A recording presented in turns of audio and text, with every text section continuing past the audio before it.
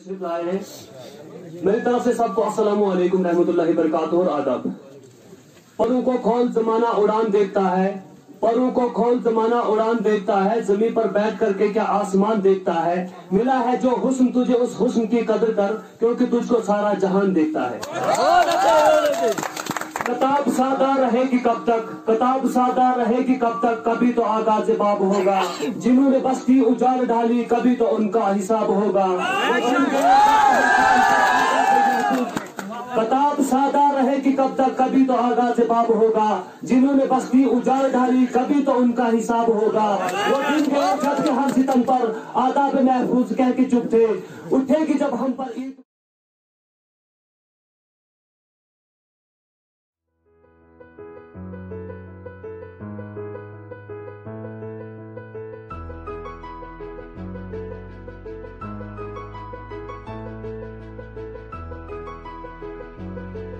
शख्सियतें यहाँ मौजूद हैं। इनके अलावा ये ठीक है।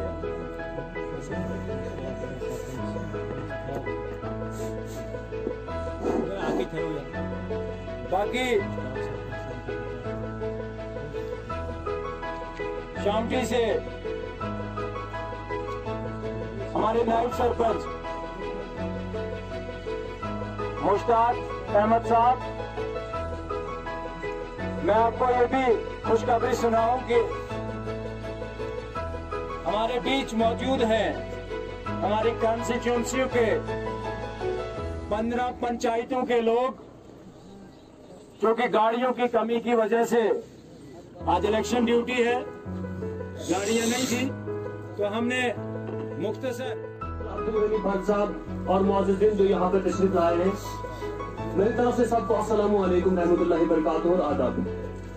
परों को खोल जमाना उड़ान देखता है, परों को खोल जमाना उड़ान देखता है, जमीन पर बैठ करके क्या आसमान देखता है।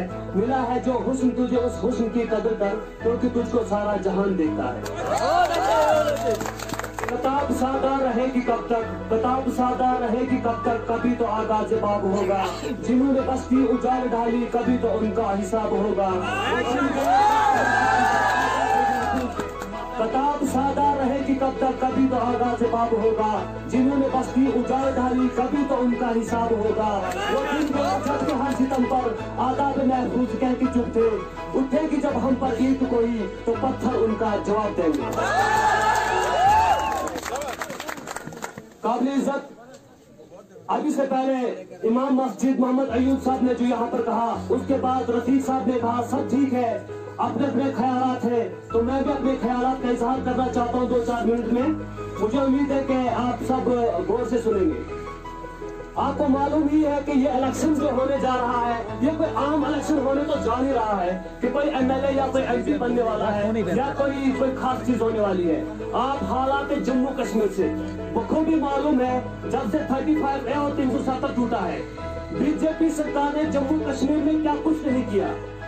NPR बनाया, NCR बनाया, ट्रिपल तलाक का मामला बनाया, चाहे हलाल और हराम की तमीज दिखाई, चाहे रविंद्र सिंह राणा ने जो कुछ भी कहा, तो उसको मैं जाहिल समझता हूँ। वो तो कुछ भी नहीं है, वो जो कुछ भी कहना चाहते हैं, जो भी कुछ भी कहते हैं, तो उनका अपना नजरिया है।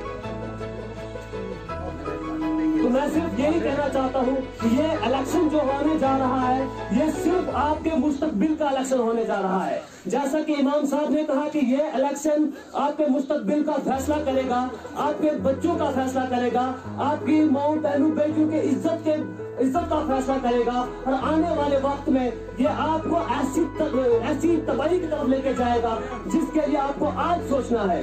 अगर आप लोगों ने आज एक होकर के इस एक तबाही आने वाले का मुकाबला नहीं किया, इस तूफान का मुकाबला नहीं किया, तो आने वाले वक्त में आपके बच्चों के साथ ऐसा खिलवाड़ होने वाला है कि जो कभी आपको सीधा होने वाला नहीं होगा। 370 और 35A टूटने के बाद जम्मू कश्मीर की जो हालात है, बिल्कुल दिन ब दिन बद से बदतर होती जा रही है। यहाँ जम्मू कश्मीर के अंदर हम सिर्फ अपने डिस्ट्रिक्ट की अपनी ब्लॉक की बात नहीं करते। मैंने जहाँ पर भी बात की है, मेरे बारे में तो सभी जानते हैं कि मैं किस तरह की बात करता हूँ। मुझे अपनी फिक्र नहीं है, मुझे कौम की फिक्र है, मुझे जम्मू कश्मीर के मुस्तकबिल की फिक्र है। 1947 के हालात से आपको खूब ही मालूम है, बुजुर्ग लोग वाकिफ हैं कि 1947 में जो जम्मू कश्मीर के अंदर हुआ था और खास करके जम्मू डिवीजन के अंदर जो हुआ था वो भी सबको मालूम है, वो भी बताने की जरूरत नहीं है। सिर्फ 1947 के अंदर जो कॉन्स्टिट्यूशन ऑफ इंडिया बनाया गया था उसमें 370 को जो हैसियत दी गई थी उसको आस्ता आस्ता तोड़ करके यहाँ तक लाया गया कि बीजेपी की सरकार ने उसको सिरे से ही खत्म कर दिया। अब जम्मू कश्मीर में रहने वाले लोगों को जमीनों का हक भी नहीं दिया जा रहा है, जमीनें भी उनसे छीनी जा रही है। अब नाजायज टैक्सेस भी लगाए जा रहे हैं, अब घरों का टैक्स भी देना पड़ेगा, अब जायदादों का टैक्स भी देना पड़ेगा।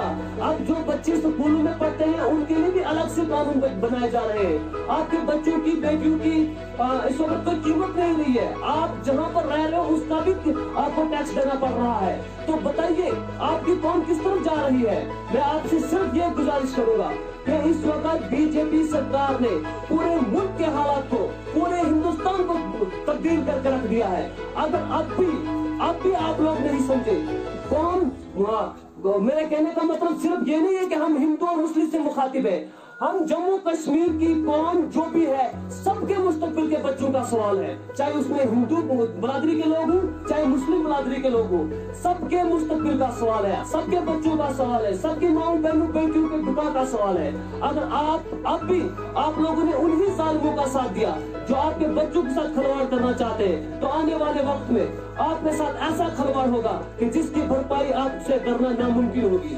इसी के साथ मैं अलविदा कहना चाहता हूँ। खुदा हाफिज़।